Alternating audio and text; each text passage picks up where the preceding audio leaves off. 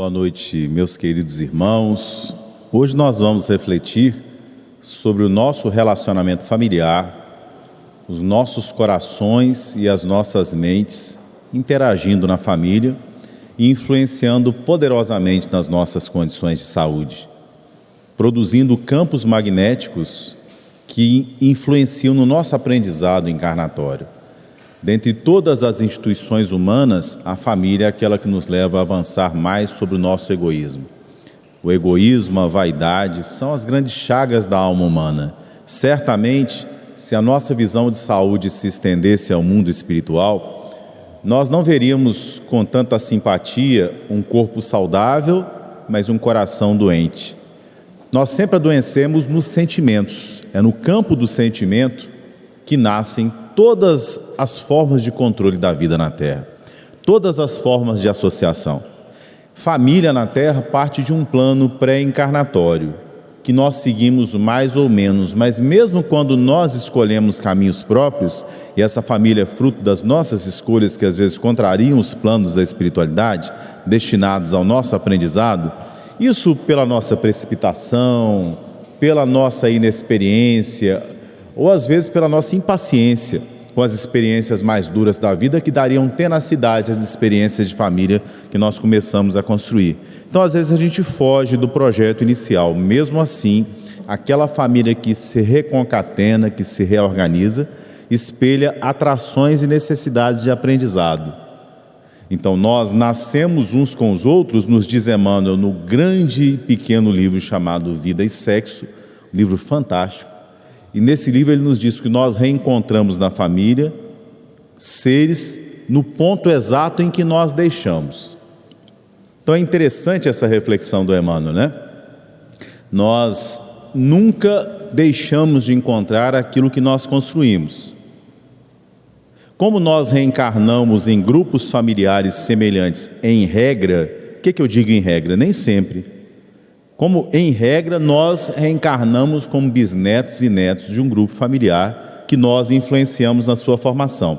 Então, assim, lá no livro Pensamento e Vida, o Emmanuel vai nos falar no capítulo sobre família da atração que nós fazemos de vocações. Nós construímos, por exemplo, vamos pensar a família do Mozart, né? Famílias de músicos atraem reencarnações de músicos.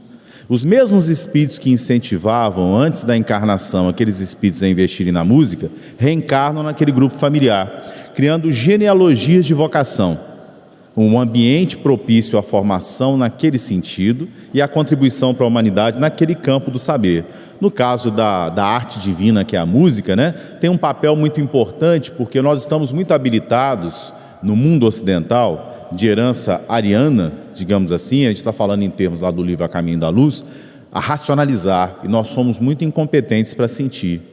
Por isso as nossas estruturas de família, na medida em que elas seguiram a racionalização, elas foram incompetentes em sentir, em relevar, em perdoar.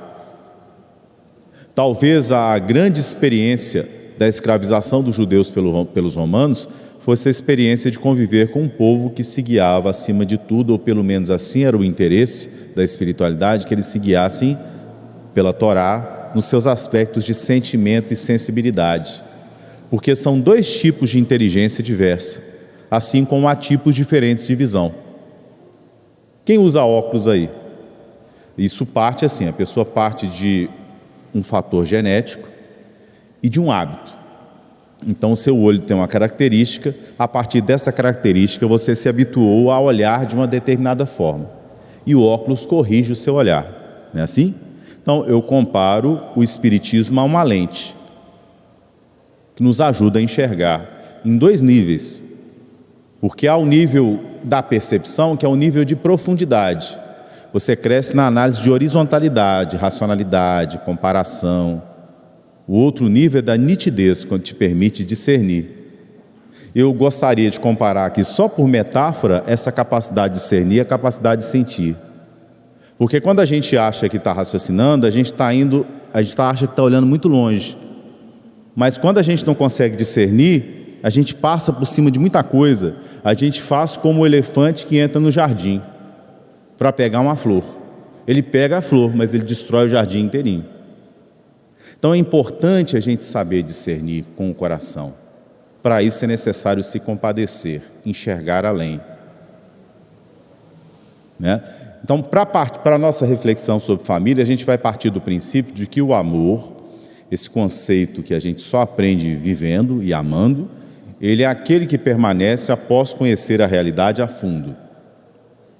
Né? Embora as aproximações humanas sejam caracterizadas por um certo romantismo, meu amigo Andrei Moreira, lá de Belo Horizonte, ele compara a uma obsessão, e mais do que isso, ele chama a paixão que aproxima dois seres que se casam, que se enamoram. Lá você pegar o livro dos médiuns, as classificações dos tipos de obsessão, ele vai chamar de fascinação. O Vinícius de Moraes descreve isso com esse nome na música dele. Né?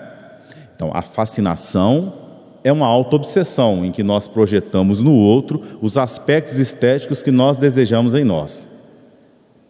Aí tem uma reunião de desobsessão, que é a convivência. Então, pela convivência, nós quebramos essa fascinação e começamos a enxergar o outro, ajustar expectativas. A palavra é expectativa, as palavras são importantes.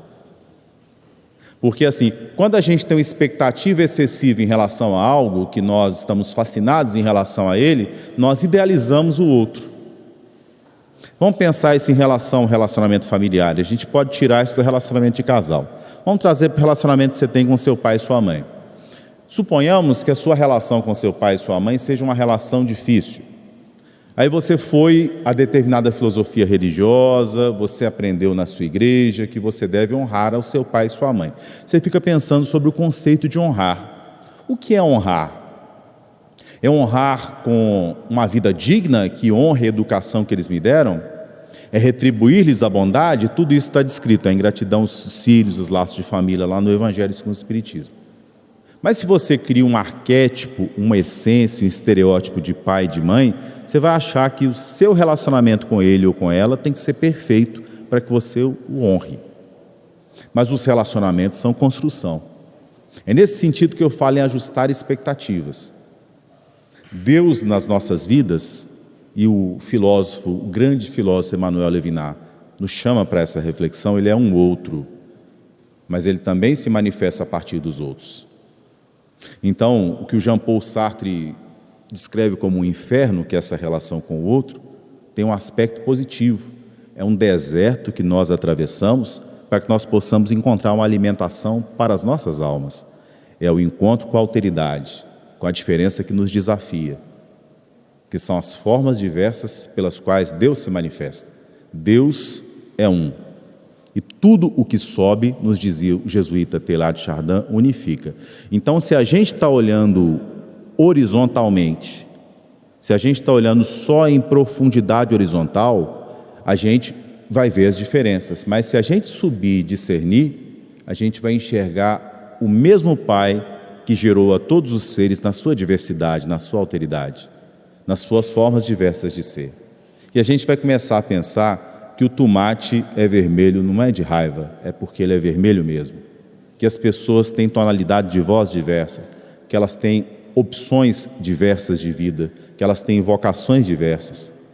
E elas se atraem, e elas se amam, mas esse amor implica em dificuldades. Não é porque você ama que você tem uma relação boa com alguém. O amor se aprimora, né? Então eu posso pensar assim, meu pai e minha mãe, eu os amo em profundidade, mas eu tenho certas dificuldades de convivência com eles. E essas dificuldades partem da minha incapacidade de discernir neles qualidades, nas diferenças que eles têm em relação à minha forma de ser. E isso é sempre uma ingratidão. Na hora que nós consideramos a diferença dos outros como fator de distanciamento, nós somos ingratos em relação às inúmeras benesses que eles nos proporcionam, justamente por serem diversos de nós. O corpo nos ensina com as adversidades. Porque você descobriu sua taxa de ferritina sérica alta, porque você descobriu hemocromatose, você começou a comer menos carne. Porque você se descobriu diabético, você emagreceu, você começou a se cuidar. Então, o diabetes, a hemocromatose genética que você descobriu, foi um fator de aprimoramento dos seus hábitos alimentares, né? Então, a fealdade temporária do corpo que nós pedimos ao encarnar é possibilidade de refrear o nosso magnetismo que nós não sabíamos utilizar corretamente. Então, assim, toda ausência e toda presença, eu achei bem interessante a mensagem do Emmanuel no começo da reunião, que nos descreve a pobreza como um dom. Como assim? Nós aprendemos a sermos fiéis no pouco e no muito, mas não aprendemos a nos reconciliar com isso. Alguém pode se reconciliar com a solidão encarnatória? Eu não estou dizendo assim, se você não se casou, você tem que aceitar isso e ficar solteiro a vida inteira. A experiência da solidão é uma experiência temporária, que às vezes é provacional, né? Todos nós passamos pela presença e pela ausência, todos nós passamos pela possibilidade financeira e pela carência. Então, ser fiel é administrar bem aquilo que se recebeu. Então, em uma encarnação você recebe a coroa da paternidade, como chama André Luiz, da maternidade. Em outra, se você não usa bem, você passa por uma carência disso. Então, na outra vida você tem dificuldade, ou seja, por não encontrar um parceiro, seja pela esterilidade. É uma ausência que te ensina a valorizar um dom, um valor, para que no futuro você aprenda. Por exemplo, se você é um excelente pai, seus dons de paternidade vão crescer.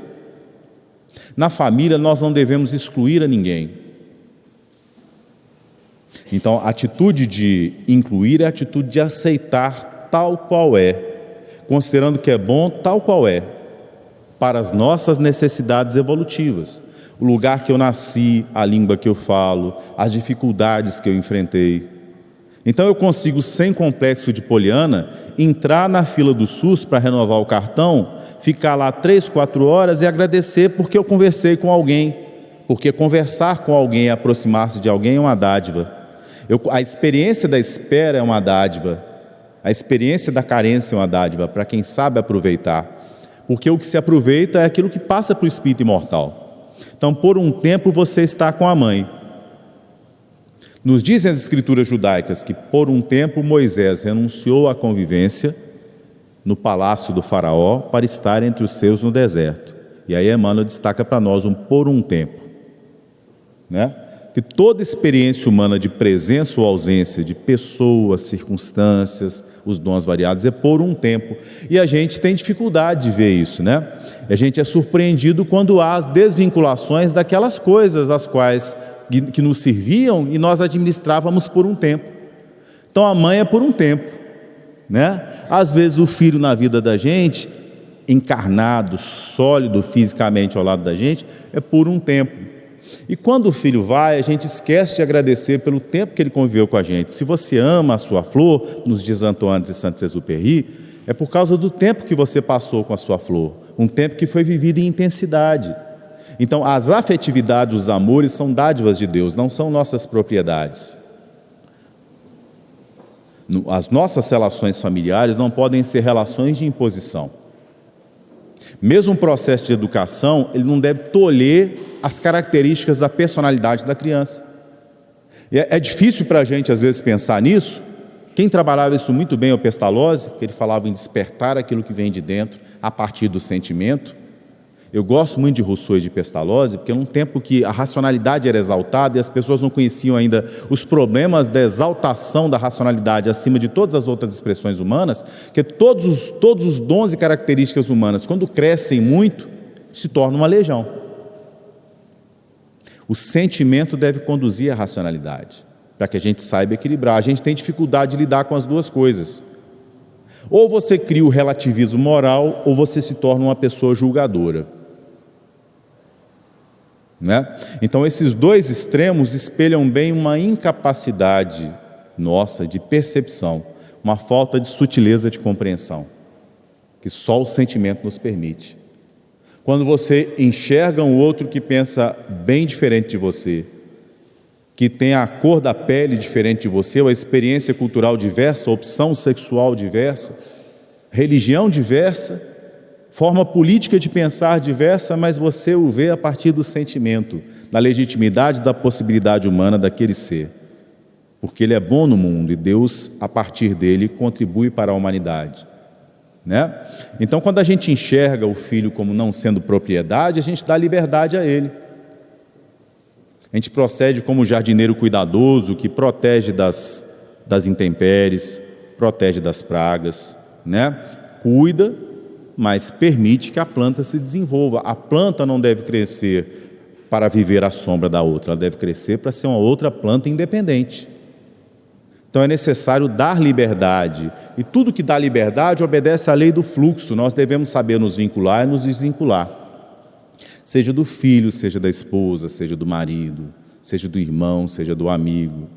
A vida é esse aprendizado, seja do corpo, seja da juventude, seja do dinheiro, seja da atenção, seja do reconhecimento, né? Então é interessante, a experiência da família, com essa experiência da aceitação da diversidade, da convivência, é a experiência da saúde. A maior parte das doenças que nós temos nessa vida partem do relacionamento familiar, porque com a família nós somos geralmente muito mais verdadeiros. É a semelhança de um vendedor de loja que está na hora de sair e chega alguém. Aí ele pega e atende aquela pessoa muito bem. Aí se for um filho, um neto, alguém de casa, ele não, agora eu não vou te atender não. A gente tem uma dificuldade de ter gentileza com as pessoas mais próximas, e isso é um erro muito grande, que é justamente nessas relações mais próximas que nós expressamos a nossa verdade, sem nenhum tipo de máscara. E aí que nós devemos exercer a humildade, a gentileza, o cuidado com o sentimento do outro, né? O André Luiz nos chama a atenção para a paciência. Quando alguém te pergunta uma coisa repetidamente, e você consegue responder pela quinta, sexta vez, com a voz gentil, né?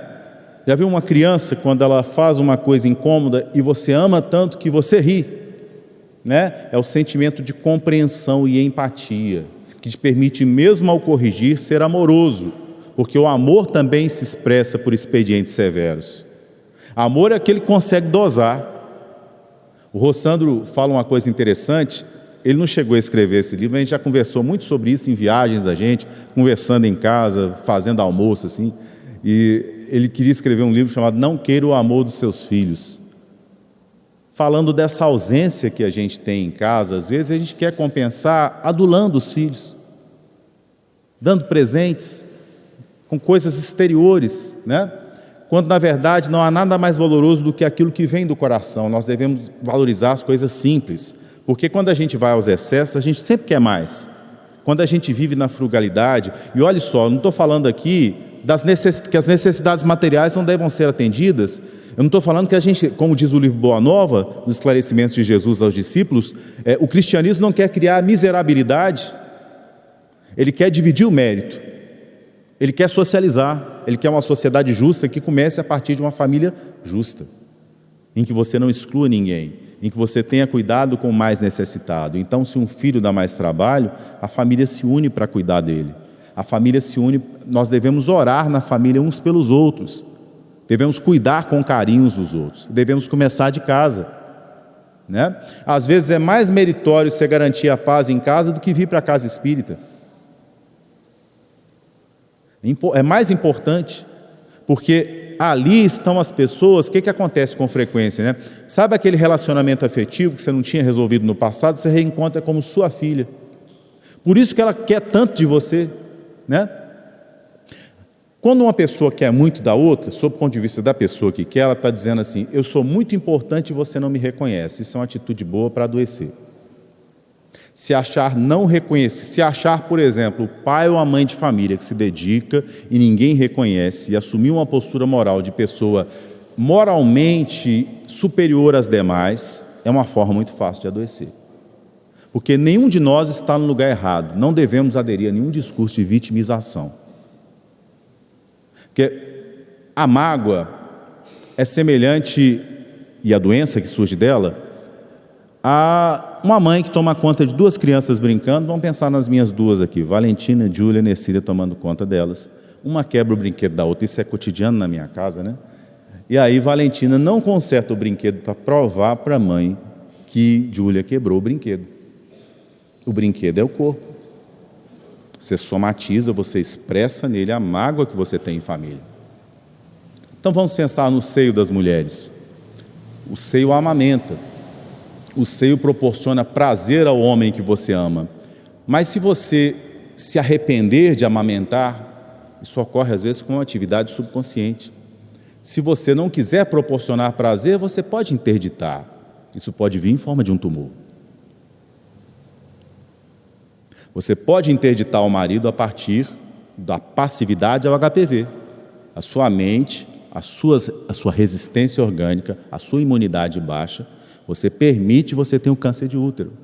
Você sente culpa em relação à sexualidade. Vejam só, quando você analisa isso com base em uma encarnação, só que eu estava falando que o espiritismo é o óculos, né? Você só vê as relações atuais. Então chega um momento que quem analisa só aquelas relações de família, que são muito, viu?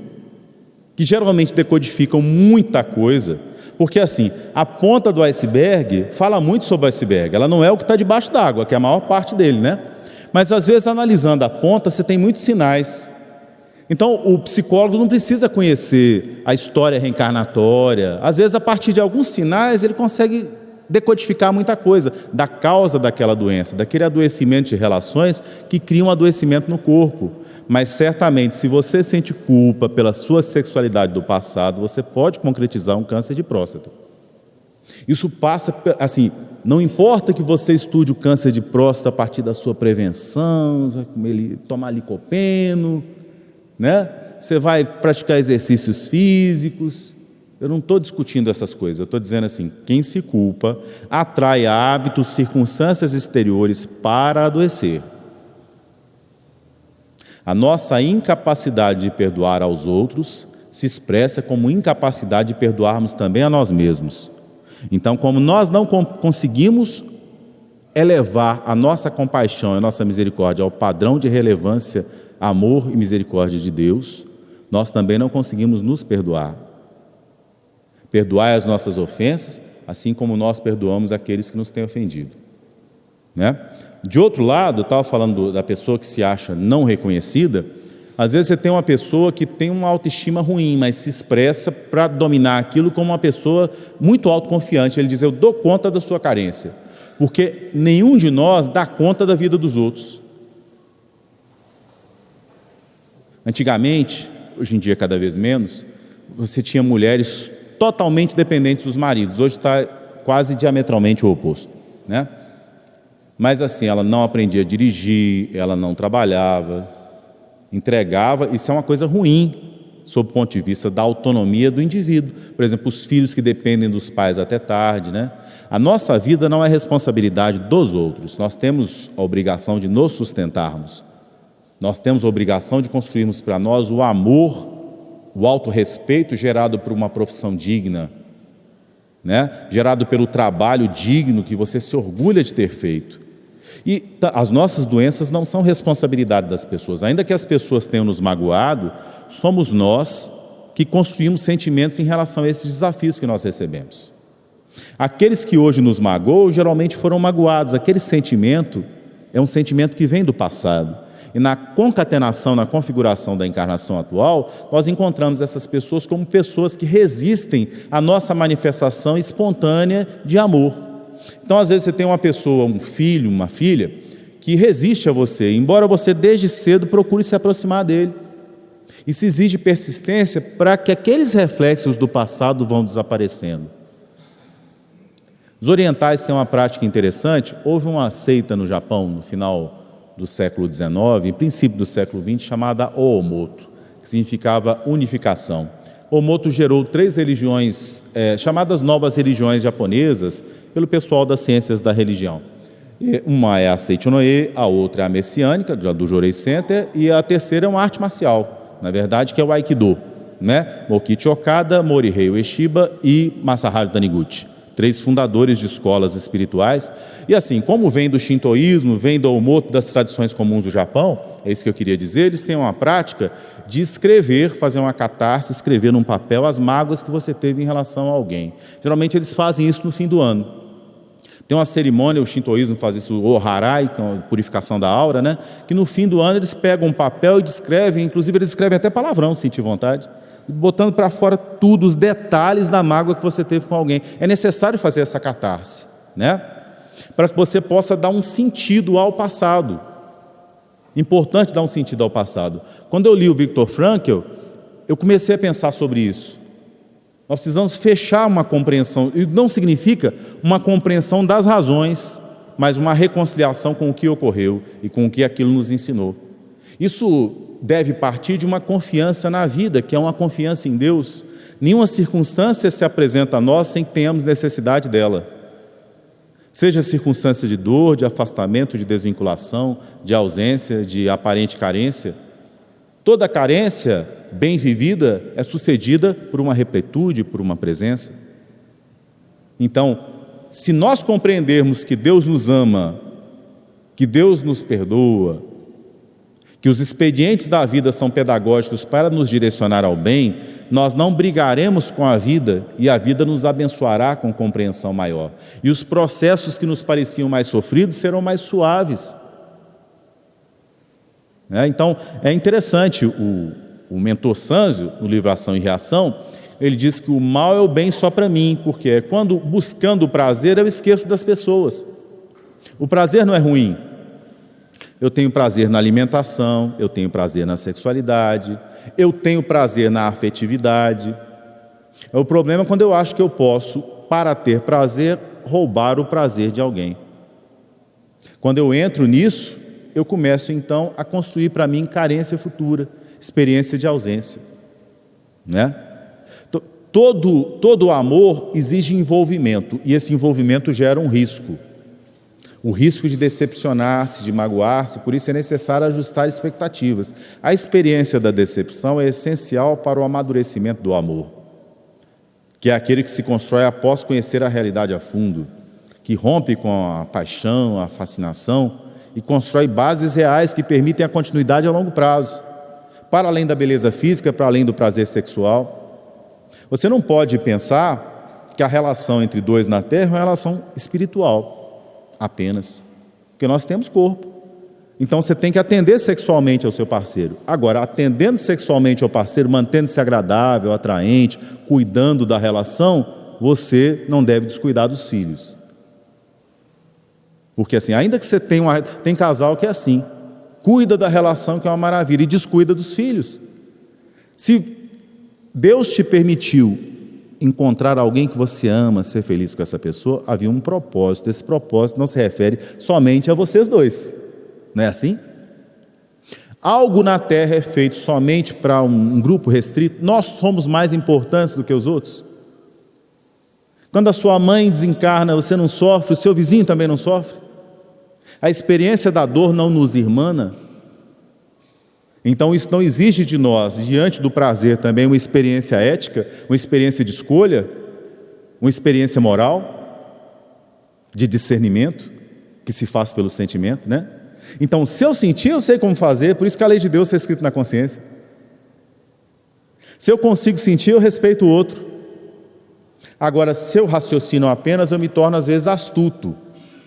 Um homem astuto pode ser um homem muito esperto financeiramente, mas todos os benefícios vêm de Deus. Então, se eu assambarco somente para mim os benefícios monetários, na vida futura eu venho em carência, ou às vezes nessa mesma vida. Eu vou viver experiências de carência para que eu aprenda a equilibrar aquilo, porque esses dons, eles não são ruins. É como nós os administramos. Então, há excessos, né? Você não pode ser só brando com seus filhos. Não pode deixar aos filhos a escolha da religião. Assim como você não deixa aos filhos a escolha do cardápio. A gente é pai, mãe omissa quando deixa os filhos comerem o que eles querem. Os filhos vão aprender a comer com a gente, a partir de tudo, a partir do exemplo. Os filhos vão aprender a orar conosco. Os filhos vão aprender a experiência de gentileza conosco, a partir do exemplo, que às vezes se expressa de forma inarticulada. Nós vivemos uma época de crise da retórica.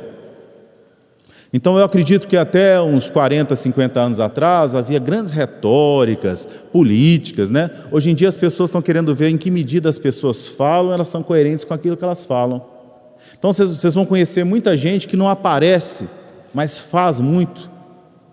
Nos conta o grande educador que reencarnou lá em Pedro Leopoldo como Arthur Joviano, o espírito de Neo Lúcius. Se a gente for ler o avô da Célia Lúcius, Santa Marina, né?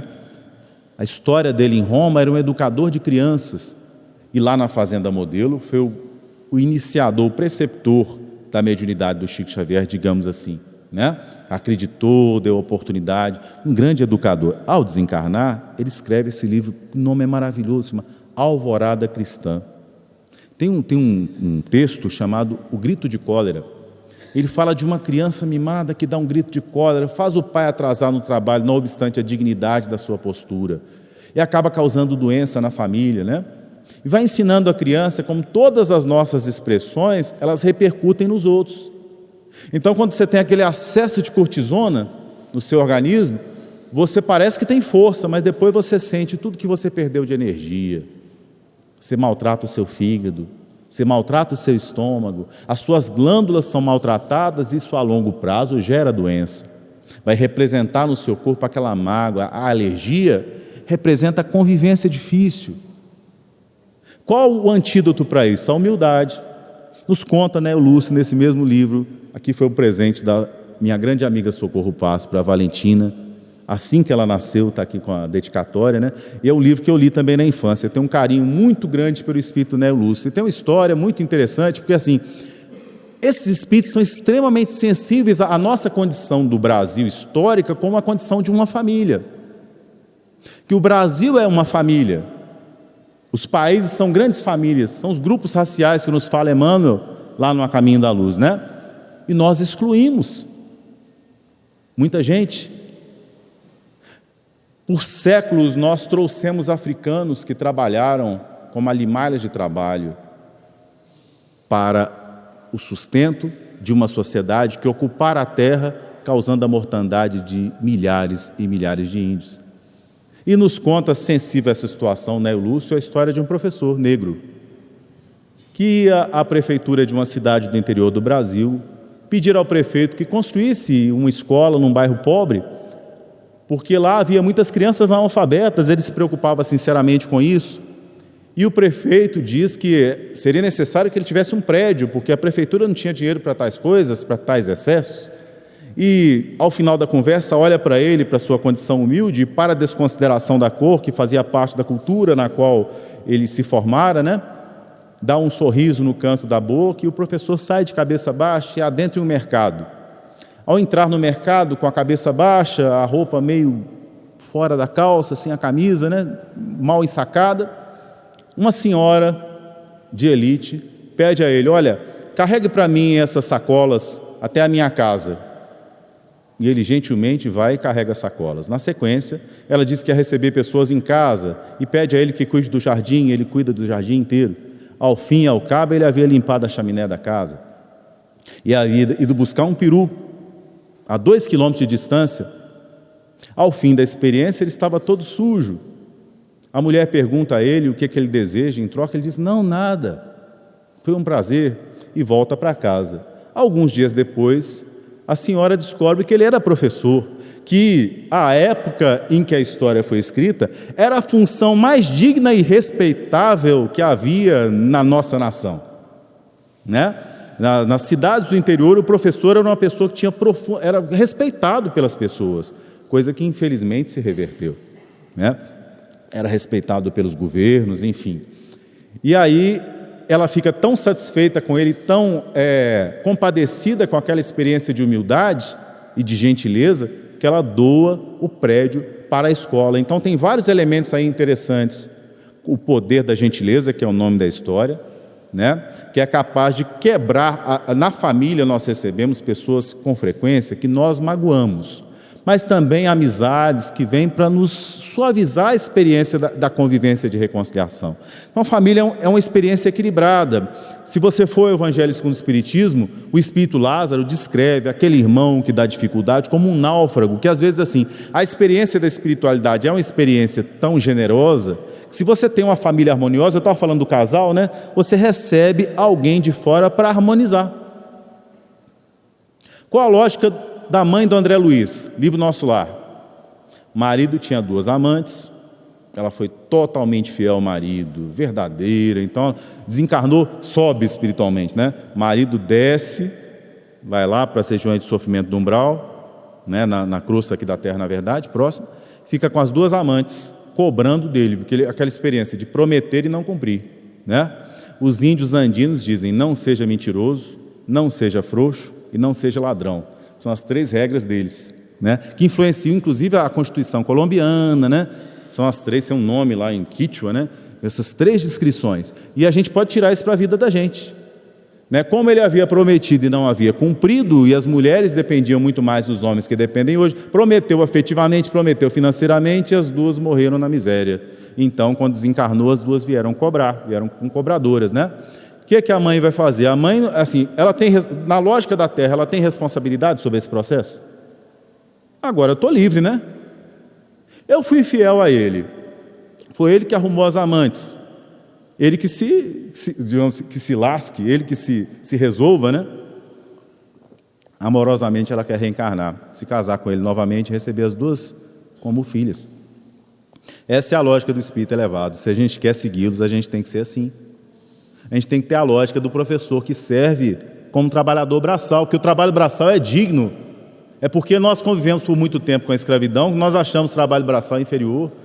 É vergonhoso achar o trabalho braçal inferior. O trabalho braçal é digno. Não existe trabalho maior e trabalho menor, existe trabalho, né? Então é interessante, nós vivemos em um país que por muito tempo anulou as diferenças das minorias, né? Então quando você vai ler história indígena, você tem até o século XVII, você tem um grupo tabajara em João Pessoa. De repente ele desaparece. Aí você pensa que os índios desapareceram. Você vai à região mineradora central de Minas, você vai ouvir falar dos índios Carijó. Aí quando eles deixaram de aparecer como escravos nos inventários, as pessoas pensam que eles desapareceram. Há pouco tempo atrás eu estava pesquisando sobre milho indígena.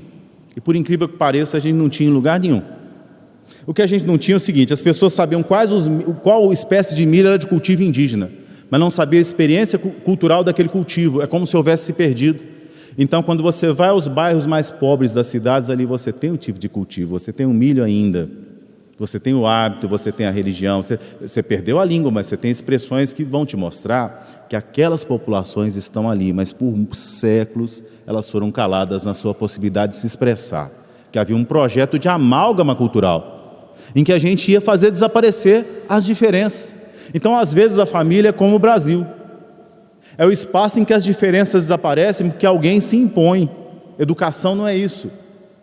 Educação é incentivar para que as qualidades se manifestem, porque a diferença é valorosa. A diferença é valorosa, né?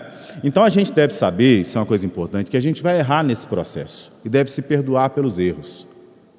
Não se condene por um dia ter desejado mal para sua mãe, para o seu pai, ter desejado a morte dela.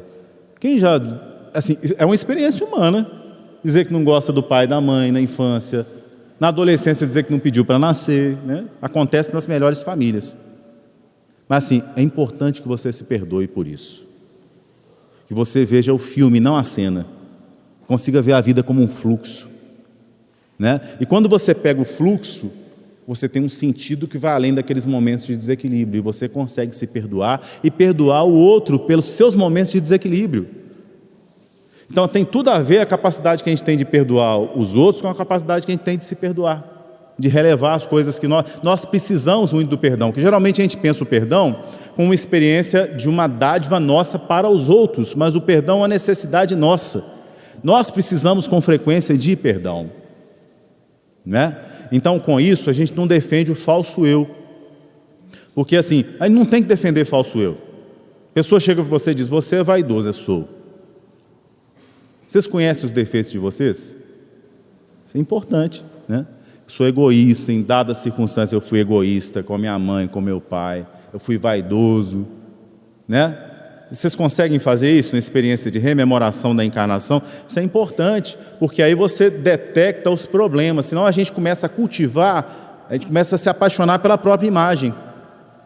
A gente não pode gravitar para ninguém que não seja para Deus. Gravitar, está lá no livro 4 do Livro dos Espíritos, gravitar para a unidade divina eis o fim da humanidade.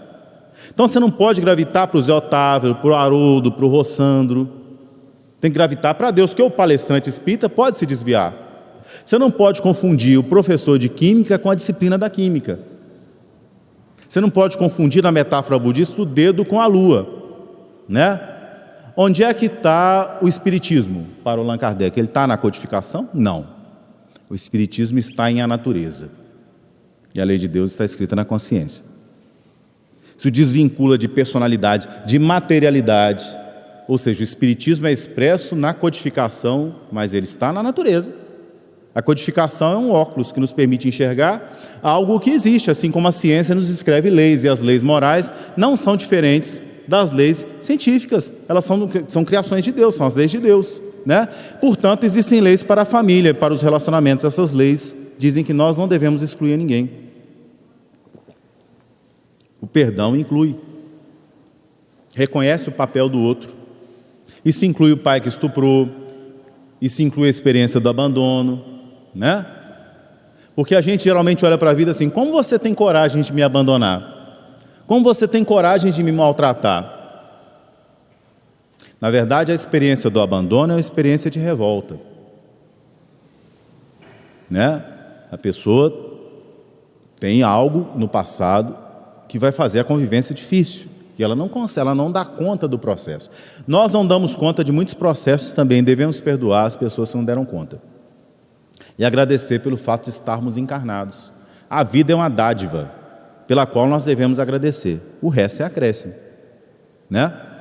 Então é importante construir abençoar a nossa origem, né? Reconciliar-se com a sexualidade, que está ligado à nossa encarnação na Terra, né? Quando a gente sai da experiência de julgamento da sexualidade, eu trouxe até aqui o livro Vida e Sexo, que eu recomendei a leitura logo ao início. Aí o Emmanuel eu acho que os prefácios do Emmanuel são fantásticos e vale a pena. Vamos começar aqui. Vai começar assim, vai citar o Evangelho segundo o Espiritismo. Há, pois, duas espécies de família: as famílias pelos laços espirituais e pelos laços corporais. Duráveis, as primeiras se fortalecem pela purificação e se perpetuam no mundo dos espíritos, através das várias migrações da alma. As segundas, frágeis como a matéria, aquelas que só atendem às aparências exteriores, né? Então, assim, a nossa experiência de religião era a experiência que a gente podia ter uma família organizada, desde que as pessoas reconhecessem a família como uma família harmoniosa. Mas a pessoa se envolvia com outras mulheres, os homens predominavam sobre as mulheres, a experiência de machismo era uma experiência constante. Não havia atenção ao prazer sexual das mulheres, as mulheres não podiam se expressar. Então construiu um mundo falocrático, um mundo de homens, né? Então esse mundo, né, gerou aos poucos experiências de reencarnação em condição contrária. Esses homens que oprimiam começaram a reencarnar como mulheres em situação de opressão. Porque o espírito não tem sexo. A gente reencarna como homem, como mulher, de acordo com a nossa necessidade evolutiva, né? Então, se você tinha alguma coisa na sua cabeça de superioridade por gênero, destrua isso. Nem o homem é superior à mulher, nem as mulheres são superiores aos homens, nem a experiência da homossexualidade é a experiência que expresse algo além da diferença. Nós somos julgados pelo nosso sentimento, pelas nossas ações, né? Aí continua Emmanuel, depois de citar o Evangelho: de todas as associações existentes na Terra, excetuando naturalmente a humanidade, nenhuma talvez mais importante em sua função educadora e regenerativa que a constituição da família. Queria destacar o último parágrafo. Ele vai dizer o seguinte: a parentela no planeta faz-se filtro da família espiritual. Ou seja, a boa experiência, a experiência verdadeira, que não é uma experiência de aparências, que não é experiência para inglês ver, né? Porque assim, tem um capítulo no livro Pensamento e Vida chamado O Dever, e tem um subtópico no Evangelho segundo o Espiritismo chamado O Dever. A primeira coisa que o Emmanuel fala e que os Espíritos falam lá é o seguinte: o dever é algo de fora para dentro de si. Você não cumpre o seu dever porque as pessoas acham que você cumpre o dever. As vitórias do dever não têm aplauso. Ser bom pai não é algo que você publica no Facebook, no Instagram. Não é algo que, não é porque as pessoas te elogiam. A experiência de ser bom pai é sua com a sua consciência. A experiência de ser bom marido é sua com a sua consciência. Não tem a ver com aparências e nem com a relação externa, mas a relação de sentimentos que são trocados enquanto magnetismo, e que são o que adoece ou que torna saudável a relação. Trazendo prosperidade, certamente, porque a família harmonizada, ela prospera. O que é um grupo mediúnico que consegue resultados positivos? Aquele que está harmonizado, não é assim? Vamos pegar a carta aos Efésios, você tem uma descrição indireta na linguagem da época da voz espontânea. Você tem uma manifestação de uma voz, é um fenômeno mediúnico relativamente raro, que era possível graças à harmonia que havia entre eles. Quando desapareceu um pouco da harmonia, caiu a vibração, o fenômeno não foi mais possível. Então, na família que está harmonizada, que está sintonizada, surgem ideias para a prosperidade, as condições para uma doença se curar naquele ciclo de amor, né?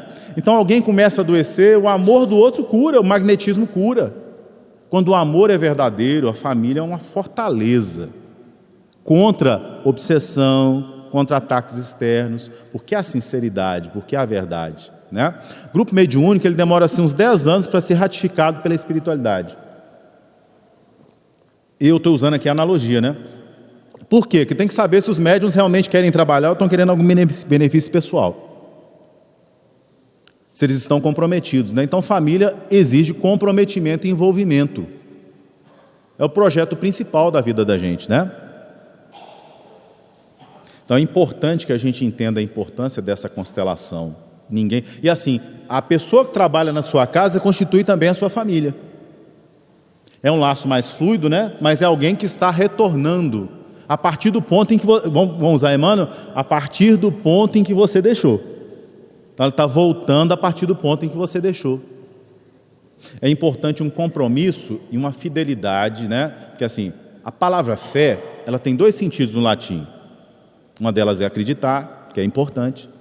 A gente acreditar num fluxo que conduz as coisas na vida, num Deus que nos concede, e se Ele concedeu, Ele pode inclusive retirar temporariamente, né? Porque Ele é o Senhor de inclusive do tempo. O tempo da nossa encarnação, os Espíritos nos dizem, é sempre menor do que nós imaginamos. Isso é certo. Quando você planeja o futuro, saiba que é menor do que você planeja, né? Planejar é importante, você pode ganhar uma moratória encarnatória, mas para ser chamado não tem hora. Então toda experiência na Terra é assim, houve uma vinculação e em algum momento haverá uma desvinculação. Durante o tempo que está conosco, a gente está fazendo o quê? Do filho, da esposa, da profissão, da oportunidade de estudar para ter uma profissão, da relativa autonomia financeira, ou da pobreza, ou da ausência, ou da solidão, ou da experiência de ser solteiro, né? Experiência de ser tia, de ser irmã, de ser amigo. São experiências temporárias que nos ensinam para o espírito imortal, que atravessa todas essas experiências sem ser delas. Nós não somos do mundo, nós atravessamos o mundo. Nada do mundo nos define, nós somos espíritos imortais. Tudo isso vai acabar, como roupa velha, tudo vai passar, você vai entregar, grato. Então é importante ter cumprido, ter feito o que era necessário com aquilo, né? Emmanuel vai falar no final aqui da experiência do julgamento, né? E é importante a gente entender isso. O Espiritismo, na forma de compreensão que ele tem da moralidade, da sexualidade, ele elimina a possibilidade do julgamento. Às vezes nós trazemos para a nossa análise da sexualidade no Espiritismo muito do que nós recebemos de uma sociedade tradicional, que era uma sociedade muito hipócrita. A gente tem que saber que o julgamento da vida dos outros é inseparável da hipocrisia, né? Então assim, na formação histórica da nossa cultura nós temos juntos, né? Julgamento, vida de aparências exteriores, escravidão, desvalorização de trabalho manual, machismo, preconceito com homossexual. Não tem jeito de você ter uma coisa dessa sem você ser uma pessoa egoísta. Não tem jeito de você julgar o outro sem você cair na experiência de viver aquilo e cair do cavalo. Que a experiência da espiritualidade não é a experiência de subir num pedestal e começar a apontar os defeitos dos outros, mas a experiência de se envolver humanamente como igual, como fez o Cristo, né? Tanto que assim, para nós espíritas, a experiência corporal do Cristo é importantíssima, né? Assim, a experiência da humanidade do Cristo é muito importante, porque o Cristo mostra que o que é a humanidade? Desejo sexual, fome, dor pela separação da morte, tudo aquilo que o budismo trabalha com fragilidades humanas que nos unem, né? É essencial que o Cristo tenha passado por essas experiências, porque é aquele que atravessa o deserto e mostra que é possível, que compartilhe em empatia, que entra no barco com os discípulos, que come com eles e experimenta a fraternidade. Então, assim, não há como corrigir o defeito sem fraternidade, julgando, apontando. É necessário superar isso e entrar no sentido profundo da empatia e da compaixão, sem relativismo moral. Para isso é necessário discernir, né? Relativismo moral é você ser um general que não tem trombeta, que não tem sentido. Mas o sentido não quer dizer inflexibilidade. Sentido quer dizer propósito e fidelidade, né? Fidelidade é manter-se fiel a um objetivo e a um sentimento. Primeiro você sabe que existe, você sente o amor dele na sua vida. Você sente a razão pela qual você encarnou naquela família, né? E isso te faz amar, porque você sente a necessidade de reconciliar-se com aqueles seres. Do outro lado, você tem fidelidade a um propósito, te permite cair e levantar. Que sem isso a gente não cai e levanta. Se a gente tiver uma ideia inflexível, arquetípica dos outros, né? Eu tenho que respeitar meus pais. Brigou com eles, você vai se achar um fracassado. Né? Qual o casamento bom? É separou e voltou. Isso faz o casamento ser ruim? Não, a vida é feita de idas e voltas. Ele está se construindo, está se acertando, né? Mas houve uma persistência no objetivo, houve a persistência na educação. Você errou na educação dos seus filhos? Persista, mude o sentido, mude a estratégia pedagógica, né? Isso é fidelidade, importante, né? Isso garante a saúde da família, né? A partir disso a gente responde a muitos problemas que a medicina não consegue responder. A gente evita muito remédio, a gente evita muita insatisfação, né? Que Jesus nos abençoe.